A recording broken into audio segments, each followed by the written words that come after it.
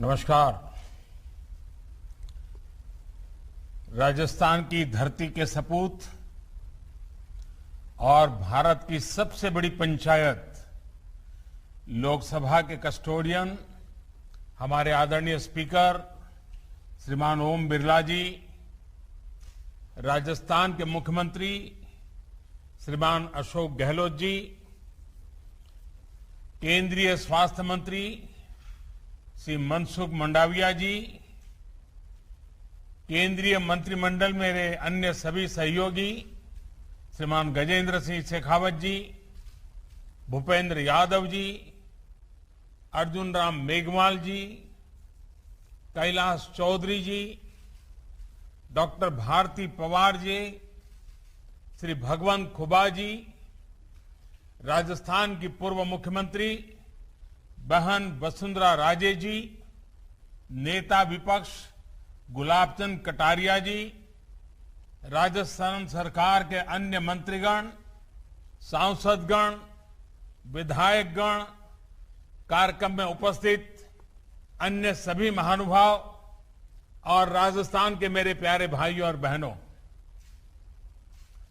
100 साल की सबसे बड़ी महामारी ने दुनिया के हेल्थ सेक्टर के सामने अनेक चुनौतियां खड़ी कर दी और ये महामारी बहुत कुछ सिखाया भी है और बहुत कुछ सिखा रही है। हर देश अपने अपने तरीके से इस संकट से निपटने में जुटा है। भारत ने इस आपदा में आत्मनिर्भरता का, अपने सामर्थ्य में बढ़ोतरी का संकल्प लिया है। राजस्थान में 4 नए मेडिकल कॉलेज के निर्माण के कार्य का प्रारंभ और जयपुर में इंस्टीट्यूट ऑफ पेट्रोकेमिकल टेक्नोलॉजी का उद्घाटन इसी दिशा में एक अहम कदम है।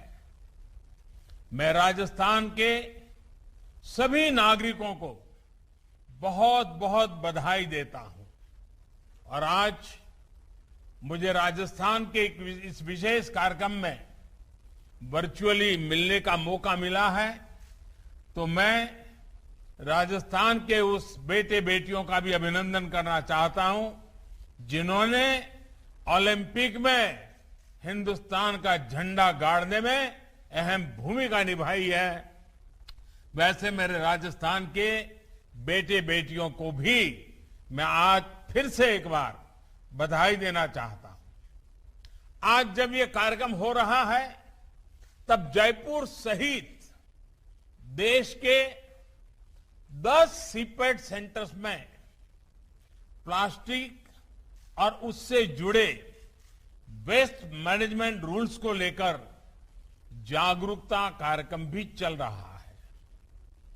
इस पहल के लिए भी मैं देश के सभी गणमान्य नागरिकों को बहुत बहुत शुभकामनाएं देता हूं। भाइयों और बहनों, साल 2014 के बाद से राजस्थान में 23 नए मेडिकल कॉलेजों के लिए केंद्र सरकार ने स्वीकृति दी थी।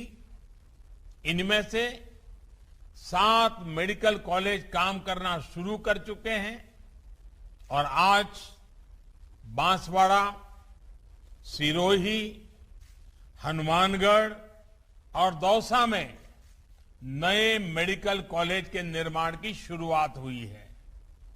मैं इन क्षेत्रों के लोगों को बहुत बहुत बधाई देता हूं। मैंने देखा है यहां के जो जनप्रतिनिधि रहे हैं, हमारे माननीय सांसद हैं, उनसे जब भी मुलाकात होती थी तो वो बताते थे कि मेडिकल कॉलेज बनने से कितना फायदा होगा। चाहे सांसद मेरे मित्र भाई कनकमल कटारा जी हो, हमारी सीनियर एमपी बहन जसकौर मीणा जी हो, मेरे बहुत पुराने साथी भाई निहाल चंद चौहान जी हो या हमारे आधे गुजराती आधे राजस्थानी ऐसे भाई देवजी पटेल हो, आप सभी राजस्थान में मेडिकल इंफ्रा को लेकर काफी जागरूक रहे हैं। मुझे विश्वास है इन नए मेडिकल कॉलेज का निर्माण राज्य सरकार के सहयोग से समय पर पूरा होगा। साथियों, हम सभी ने देखा है कि कुछ दशक पहले देश की मेडिकल व्यवस्थाओं का क्या हाल था। 2001 में, आज से 20 साल पहले, जब मुझे गुजरात ने मुख्यमंत्री के तौर पर सेवा का अवसर दिया, तो हेल्थ सेक्टर की स्थिति वहां की भी बहुत चुनौतियों से भरी हुई थी। चाहे वो मेडिकल इंफ्रास्ट्रक्चर हो, मेडिकल शिक्षा हो या फिर इलाज की सुविधाएं हो, हर पहलू पर तेजी से काम करने की जरूरत थी। हमने चुनौती को स्वीकारा और मिलकर स्थितियों को बदलने की कोशिश की।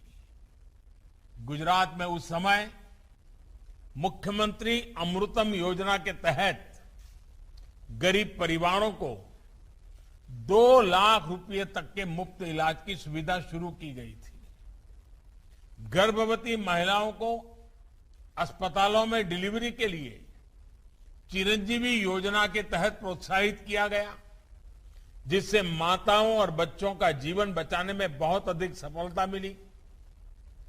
मेडिकल शिक्षा के मामले में भी बीते 2 दशकों के अथक प्रयासों से गुजरात ने मेडिकल सीटों में लगभग 6 गुना वृद्धि दर्ज की है। साथियों, मुख्यमंत्री के रूप में देश के हेल्थ सेक्टर की जो कमियां मुझे अनुभव होती थी, बीते 6-7 सालों से उनको दूर करने की निरंतर कोशिश की जा रही है। और हम सबको मालूम है, हमारा संविधान के तहत जो फेडरल स्ट्रक्चर की व्यवस्था है, उसमें हेल्थ ये राज्य का विषय है, राज्य की जिम्मेवारी है। लेकिन मैं राज्य का मुख्यमंत्री रहा लंबे समय तक, तो क्या कठिनाइयां हैं वो मुझे मालूम थी। तो मैंने भारत सरकार में आकर के, भले दायित्व राज्य का हो तो भी उसमें बहुत सारे काम करने चाहिए भारत सरकार ने, और उस दिशा में हमने प्रयास शुरू किया। हमारे यहां एक बड़ी समस्या ये थी कि देश का हेल्थ सिस्टम बहुत ही अधिक टुकड़ों में बटा हुआ था। अलग अलग राज्यों के मेडिकल सिस्टम में राष्ट्रीय स्तर पर कनेक्टिविटी और कलेक्टिव अप्रोच का अभाव था।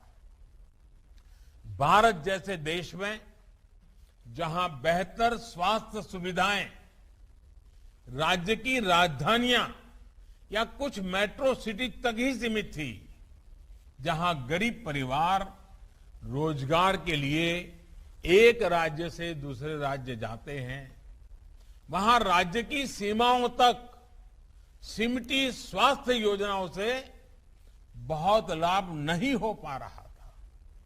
इसी प्रकार प्राइमरी हेल्थ केयर और बड़े अस्पतालों में भी एक बहुत बड़ा गैप नजर आता था।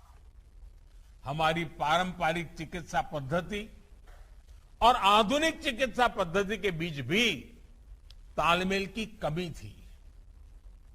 गवर्नेंस की इन कमियों को दूर किया जाना बहुत जरूरी था। देश के स्वास्थ्य सेक्टर को ट्रांसफॉर्म करने के लिए हमने एक राष्ट्रीय अप्रोच, एक नई राष्ट्रीय स्वास्थ्य नीति पर काम किया। स्वच्छ भारत अभियान से लेकर आयुष्मान भारत और अब आयुष्मान भारत डिजिटल मिशन तक, ऐसे अनेक प्रयास इसी का हिस्सा है। आयुष्मान भारत योजना से ही अभी तक राजस्थान के लगभग 3.5 लाख लोगों का मुफ्त इलाज हो चुका है। गांव देहात में स्वास्थ्य सुविधाओं को मजबूत करने वाले लगभग 2,500 हेल्थ एंड वेलनेस सेंटर आज राजस्थान में काम करना शुरू कर चुके हैं। सरकार का जोर प्रिवेंटिव हेल्थ केयर पर भी है। हमने नया आयुष मंत्रालय तो बनाया ही है। आयुर्वेद और योग को भी निरंतर बढ़ावा दे रहे हैं। भाई और बहनों, एक और बड़ी समस्या मेडिकल इंफ्रास्ट्रक्चर के निर्माण की धीमी गति की भी रही है। चाहे एम्स हो, मेडिकल कॉलेज हो या फिर एम्स जैसे सुपर स्पेशलिटी अस्पताल हो, इनका नेटवर्क देश के कोने कोने तक तेजी से फैलाना बहुत जरूरी है। आज हम संतोष के साथ कह सकते हैं कि 6 एम्स से आगे बढ़कर आज भारत 22 से ज्यादा एम्स के सशक्त नेटवर्क की तरफ बढ़ रहा है। इन 6-7 सालों में 170 से अधिक नए मेडिकल कॉलेज तैयार हो चुके हैं और 100 से ज्यादा नए मेडिकल कॉलेज पर काम तेजी से चल रहा है। साल 2014 में देश में मेडिकल की अंडर ग्रेजुएट और पोस्ट ग्रेजुएट की कुल सीटें 82,000 के करीब थी।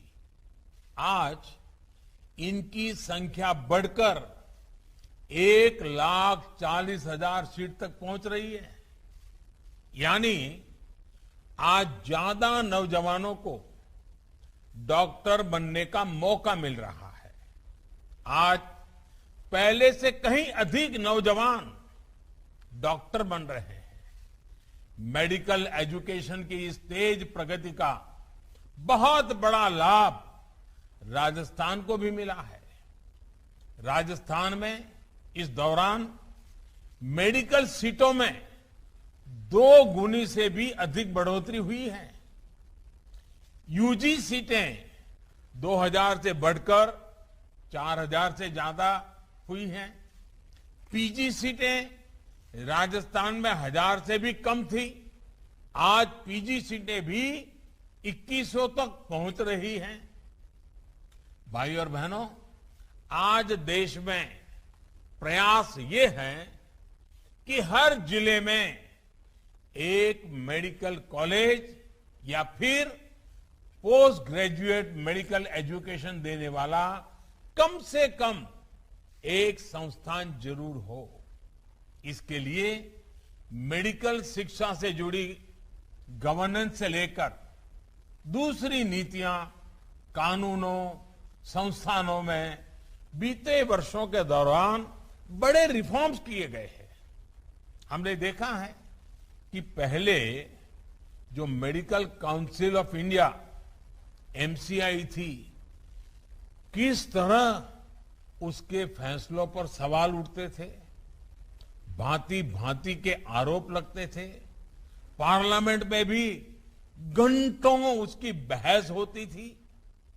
पारदर्शिता के विषय में सवालिया निशान आते थे। इसका बहुत बड़ा प्रभाव देश में मेडिकल शिक्षा की क्वालिटी और हेल्थ सर्विसेज की डिलीवरी पर पड़ा रहा। बरसों से हर सरकार सोचती थी कुछ करना चाहिए, बदलाव करना चाहिए, कुछ निर्णय करना चाहिए, लेकिन नहीं हो पा रहा था। मुझे भी ये काम करने में बहुत मुश्किलें आई। संसद में पिछली सरकार के समय करना चाहता था, नहीं कर पाता था। इतने ग्रुप, इतने बड़े अड़ंगे डालते थे, बड़ी मुसीबतों से आखिरकार हुआ। हमें भी इसे ठीक करने के लिए बहुत मशक्कत करनी पड़ी है। अब इन व्यवस्थाओं का दायित्व नेशनल मेडिकल कमीशन के पास है। इसका बहुत बेहतर प्रभाव देश के हेल्थ केयर, ह्यूमन रिसोर्स और हेल्थ सर्विसेज पर दिखना शुरू हो गया है। साथियों, दशकों पुराने हेल्थ सिस्टम में आज की आवश्यकताओं के अनुसार बदलाव जरूरी है। मेडिकल एजुकेशन और हेल्थ सर्विस डिलीवरी में जो गैप था, उसको लगातार कम किया जा रहा है। बड़े अस्पताल, चाहे वो सरकारी हो या प्राइवेट, उनके संसाधनों का नए डॉक्टर, नए पैरामेडिक तैयार करने में ज्यादा से ज्यादा उपयोग हो, इस पर सरकार का बहुत जोर है। 3-4 दिन पहले शुरू हुआ आयुष्मान भारत डिजिटल मिशन देश के कोने कोने तक स्वास्थ्य सेवाओं को पहुंचाने में बहुत मदद करेगा। अच्छे अस्पताल, टेस्टिंग लैब्स, फार्मेसी, डॉक्टरों से अपॉइंटमेंट, सभी एक क्लिक पर होगा। इससे मरीजों को अपना हेल्थ रिकॉर्ड संभाल कर रखने की भी एक सुविधा मिल जाएगी। भाइयों और बहनों, स्वास्थ्य सेवा से जुड़ी स्किल्ड मैन पावर का सीधा असर प्रभावी स्वास्थ्य सेवाओं पर होता है। इसे हमने इस कोरोना काल में और ज्यादा महसूस किया है। केंद्र सरकार के सबको वैक्सीन, मुफ्त वैक्सीन अभियान की सफलता इसी का प्रतिबिंब है। आज भारत में कोरोना वैक्सीन की 88 करोड़ 88 करोड़ से अधिक डोज लग चुकी है। राजस्थान में भी 5 करोड़ से अधिक वैक्सीन डोज लग चुकी है। हजारों सेंटर्स पर हमारे डॉक्टर्स, नर्सेज, मेडिकल स्टाफ लगातार वैक्सीनेशन करने में जुटे हैं। मेडिकल क्षेत्र में देश का ये सामर्थ्य हमें और बढ़ाना है। गांव और गरीब परिवारों से आने वाले युवाओं के लिए सिर्फ अंग्रेजी भाषा में मेडिकल और टेक्निकल एजुकेशन की पढ़ाई एक और बाधा रही है। अब नई राष्ट्रीय शिक्षा नीति के तहत हिंदी और दूसरी भारतीय भाषाओं में मेडिकल की पढ़ाई का भी मार्ग बना है। राजस्थान के गांव की गरीब परिवार की माताओं ने अपनी संतानों के लिए जो सपने देखे हैं, वो अब और आसानी से पूरे होंगे। गरीब का बेटा भी, गरीब की बेटी भी, जिसको अंग्रेजी स्कूल में पढ़ने का मौका नहीं मिला है, वो भी अब डॉक्टर बनकर के मानवता की सेवा करेगी। आवश्यक ये भी है कि मेडिकल शिक्षा से जुड़े अवसर समाज के हर हिस्से, हर वर्ग को समान रूप से मिले। मेडिकल शिक्षा में ओबीसी और आर्थिक रूप से कमजोर सामान्य वर्ग के युवाओं को आरक्षण देने के पीछे भी यही भावना है। साथियों, आजादी के इस अमृत काल में उच्च स्तर का कौशल न सिर्फ भारत की ताकत बढ़ाएगा, बल्कि आत्मनिर्भर भारत के संकल्प को सिद्ध करने में भी बड़ी भूमिका निभाएगा। सबसे तेजी से विकसित हो रहे उद्योगों में से एक पेट्रोकेमिकल इंडस्ट्री के लिए स्किल्ड मैन पावर आज की आवश्यकता है। राजस्थान का नया इंस्टीट्यूट ऑफ पेट्रोकेमिकल टेक्नोलॉजी इस क्षेत्र में हर साल सैकड़ों युवाओं को नई संभावनाओं से जोड़ेगा। पेट्रोकेमिकल्स का उपयोग आजकल एग्रीकल्चर, हेल्थ केयर और ऑटोमोबाइल इंडस्ट्री से लेकर जीवन के अनेक हिस्सों में बढ़ रहा है। इसलिए स्किल युवाओं के लिए आने वाले वर्षों में रोजगार के अनेक अवसर बनने वाले हैं। साथियों, आज जब हम इस पेट्रोकेमिकल संस्थान का उद्घाटन कर रहे हैं तो मुझे 13-14 साल पहले के वो दिन भी याद आ रहे हैं जब गुजरात के मुख्यमंत्री के रूप में गुजरात में हमने पेट्रोलियम यूनिवर्सिटी के आइडिया पर काम शुरू किया था। तब कुछ लोग इस आइडिया पर हंसते थे कि आखिर इस यूनिवर्सिटी की जरूरत क्या है, यह क्या कर पाएगी, इसमें पढ़ने के लिए छात्र छात्राएं कहां से आएंगे। लेकिन हमने इस आइडिया को ड्रॉप नहीं किया। राजधानी गांधीनगर में जमीन तलाशी गई और फिर पंडित दीनदयाल पेट्रोलियम यूनिवर्सिटी पीडीपीयू इसकी शुरुआत हुई। बहुत ही कम समय में पीडीपीयू ने दिखा दिया है कि उसका सामर्थ्य क्या है।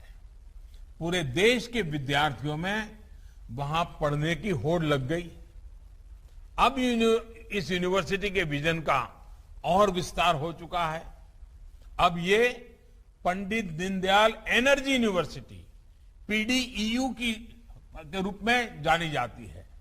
इसी तरह के संस्थान अब भारत के युवाओं को क्लीन एनर्जी के लिए, इनोवेटिव सॉल्यूशंस के लिए आविष्कार का मार्ग दिखा रहे हैं, उनकी एक्सपर्टीज बढ़ा रहे हैं। साथियों, बाड़मेर में राजस्थान रिफाइनरी प्रोजेक्ट पर भी तेजी से काम जारी है।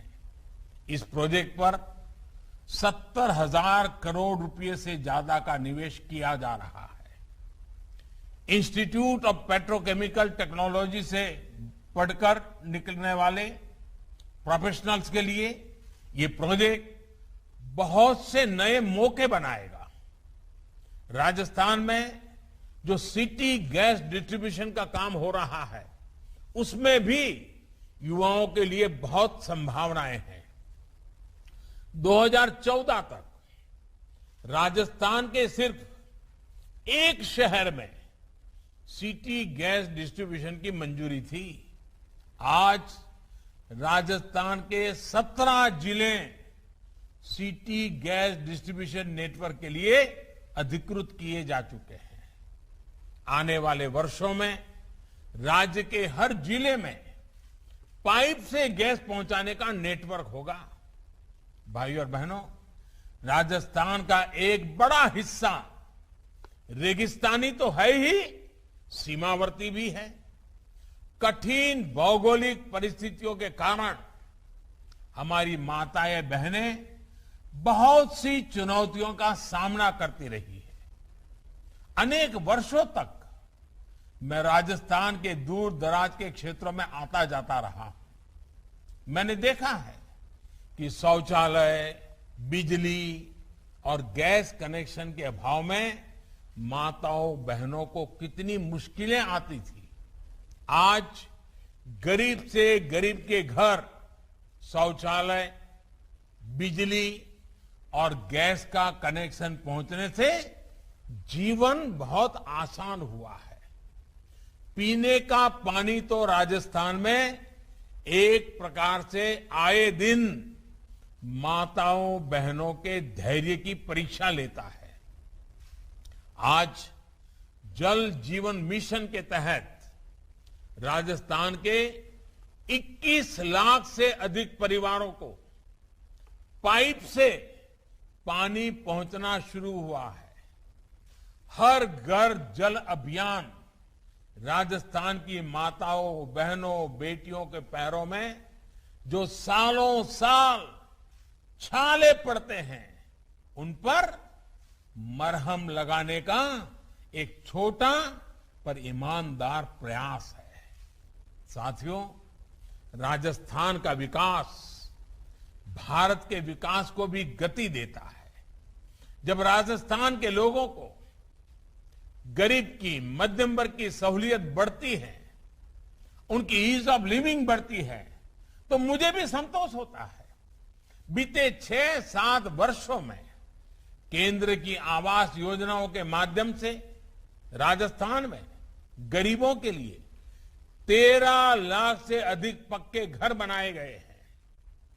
पीएम किसान सम्मान निधि के तहत राजस्थान के 74 लाख से ज्यादा किसान परिवारों के बैंक खाते में लगभग 11,000 करोड़ रुपए सीधे किसान के खाते में ट्रांसफर हुए हैं।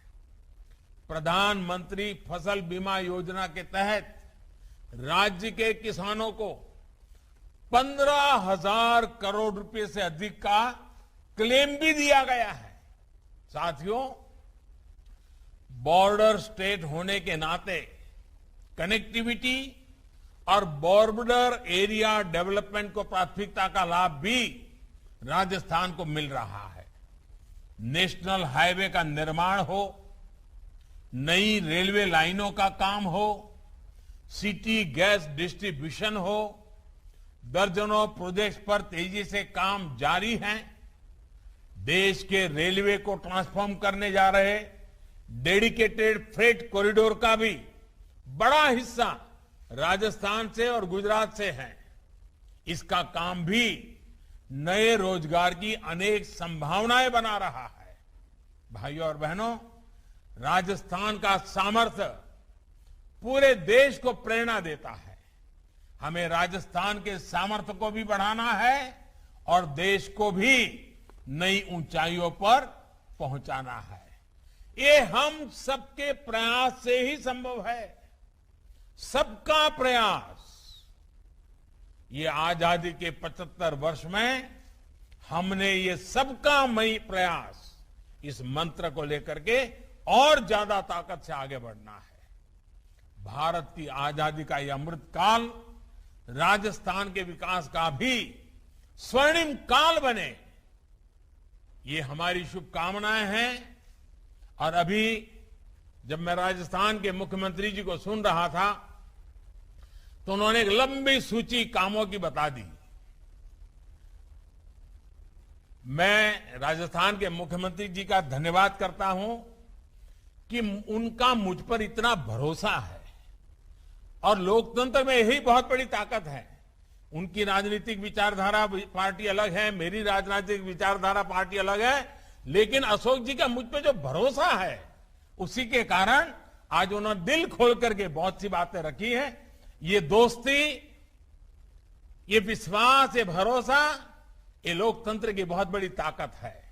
मैं फिर एक बार राजस्थान के लोगों का हृदय से अभिनंदन करता हूं, बहुत बहुत बधाई देता हूं। धन्यवाद।